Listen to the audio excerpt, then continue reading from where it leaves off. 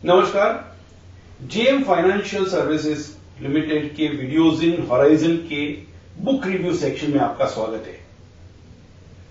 और आज जिस किताब के बारे में हम बात करने जा रहे हैं वो किताब एक स्पोर्ट्स पर्सन ने लिखी है, खिलाड़ी ने लिखी है। ये इन्वेस्टमेंट की किताब नहीं है। निवेश के बारे में यहां पे कोई बात नहीं की गई है पुस्तक में, परंतु निवेशकों के लिए सीखने की बहुत सारी बातें हैं इस पुस्तक में। ये जो पुस्तक लिखी गई है वो है भारत देश के सर्वप्रथम आयरनमैन और अल्ट्रामैन ट्रायथलीट के बारे में। आयरनमैन एंड अल्ट्रामैन, लेकिन ये मैन नहीं है, ये वुमन है, अनु वैद्यनाथन। तो ये आयरनमैन और अल्ट्रामैन क्या है? आयरनमैन और अल्ट्रामैन ये दोनों तीन अलग अलग खेल का सम्मिश्रण है।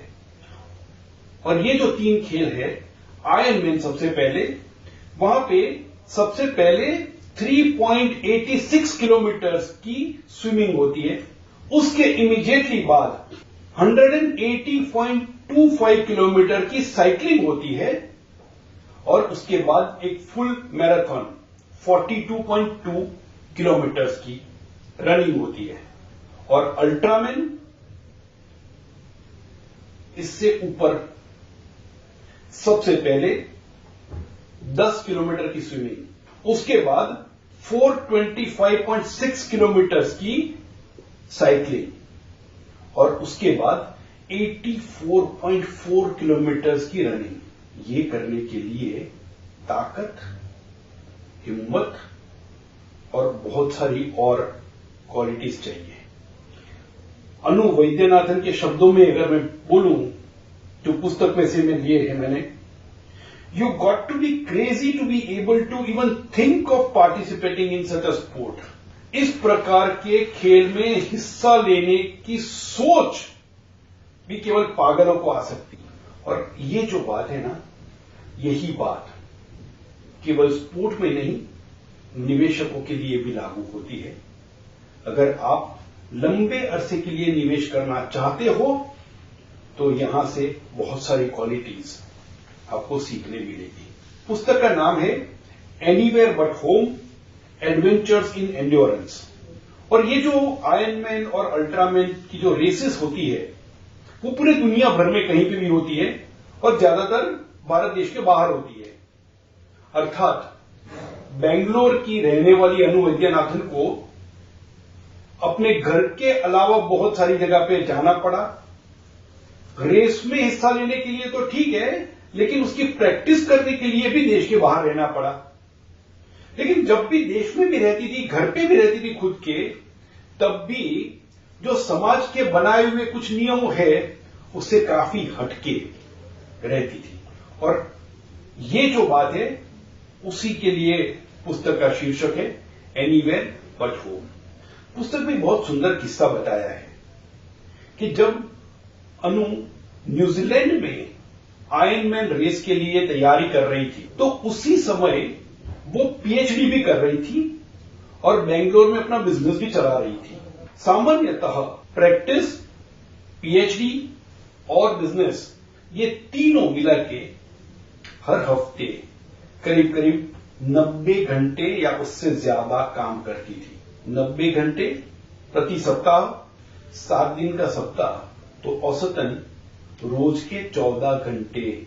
इसीलिए उसने जो बोला ना कि ये सोचना भी पागलपन है रेस में हिस्सा लेना, लेकिन अब आप उसके ऊपर दो जोड़ दो, पीएचडी भी करना है और अपना बिजनेस भी चलाना है।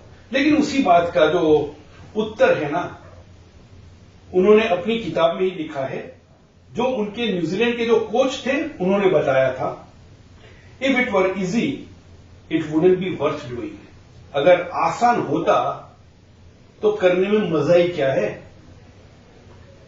ये जो पुस्तक है, जब मैं पढ़ रहा था, मेरे पास तो ये जो पुस्तक है वो किंडल में है, तो मैं एक बार एक फ्लाइट में जा रहा था और उस समय पे वो किंडल में पढ़ रहा था अब किंडल में पढ़ रहा था, उसका अर्थ ये होता है कि मेरे अगल बगल में जो बैठे हैं उनको एक वो किंडल डिवाइस दिखती है और वो एक जो पेज है उसमें व्हाइट बैकग्राउंड और काले अक्षर उतना ही दिखेगा, कवर दिखेगा नहीं, किताब क्या है क्या नहीं, कुछ नहीं दिखेगा।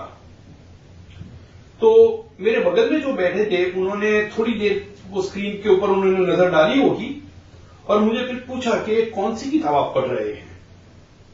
मैंने उनको किताब के बारे में बताया तो उनका जो रिमार्क था, बोले मैंने जितना पढ़ा ना, अब उन्होंने तो जो आधा पेज जितना ही पढ़ा होगा, ज्यादा तो पढ़ा नहीं होगा, मैंने जितना पढ़ा उतने से लगता है कि ये पुस्तक जरूर पढ़नी चाहिए।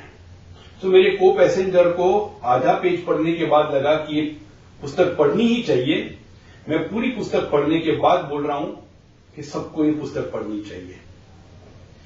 भले ही ये पुस्तक लिखी गई है एक खिलाड़ी के द्वारा, एक स्पोर्ट्स पर्सन के द्वारा, लेकिन इस प्रकार के जो स्पोर्ट्स होते हैं ना, जिनको एंड्योरेंस स्पोर्ट कहते हैं, ये एंड्योरेंस स्पोर्ट बिजनेस चलाना भी उसी के जैसा होता है, लॉन्ग टर्म इन्वेस्टमेंट करना भी उसी के जैसा होता है। और इसी के चलते एक और बात जो बताई लेखिका ने अपनी पुस्तक में लिखी है वो पढ़ता हूं मैं। I hope our child will someday see the value in dreaming, pursuing goals that are meaningful without flash bulbs, trophies, flowers or wine, and that he will understand the nature of persistence. उन्होंने ये आशा जताई है कि हमारे बच्चे उस प्रकार के मीनिंगफुल गोल्स के पीछे चलेंगे जहां पे कोई ताली बजाने वाला नहीं है, कोई इनाम या ट्रॉफी मिलने वाली नहीं है, कोई फोटोग्राफर्स के लाइन लगने वाले नहीं है, कोई एक फूल तक नहीं देने वाला है, लेकिन वो गोल को अचीव करना जरूरी है। और इस चीज को वो बोलती है परसिस्टेंस। हम हिंदी में उसको बोलते हैं लगे रहो। एक ठान ली है तो वो लगे रहो। और यही बात जो है वो कोई भी व्यक्ति खुद के या परिवार के फाइनेंशियल गोल्स अचीव करने के लिए निवेश करती है तो उनकी जिंदगी में भी यही होता है। उनकी जिंदगी, परिवार की जिंदगी के लिए ये गोल मीनिंगफुल है। दुनिया को कोई फर्क नहीं पड़ता आप वो गोल अचीव करो या ना करो। और इसीलिए मार्केट के उतार चढ़ाव के बावजूद निवेश में बने रहना, निवेश की योजना के हिसाब से निवेश करते रहना एंड्योरेंस स्पोर्ट से कम नहीं है। और अब जब अचीव करोगे तब परिवार को खुशी होगी, लेकिन दुनिया कोई आपको वाह वाह कहने नहीं आने वाली है। ये पुस्तक जिंदगी के विषय में, निवेश के विषय में, बिजनेस चलाने के विषय में और ऐसे कई विषयों में क्या क्वालिटीज सफलता की तरफ ले जाती है, उसका बहुत प्यारा संदेश देती है। मेरी आप सबसे गुजारिश है,